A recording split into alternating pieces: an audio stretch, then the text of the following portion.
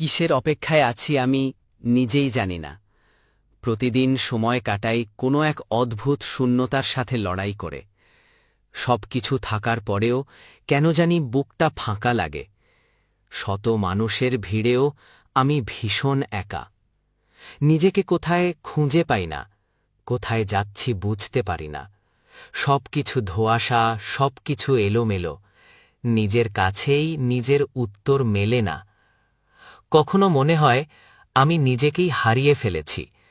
চেষ্টা করলেও আগের আমিটাকে আর খুঁজে পাই না।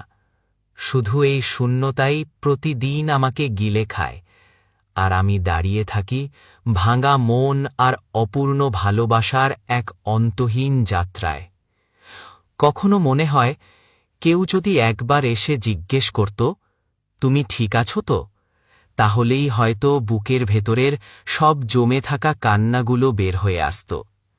কিন্তু না, সবাই ব্যস্ত, সবাই নিজের পৃথিবীতে হারিয়ে গেছে। আমি শুধু দাঁড়িয়ে থাকি সেই একই জায়গায়, যেখানে অপেক্ষা শেষ হয় না আর আশা ধীরে ধীরে মরে যায়। কিসের অপেক্ষা করছি আমি? হয়তো এমন কারো যে এসে বলবে, আমি বুঝি তুমি একা নও।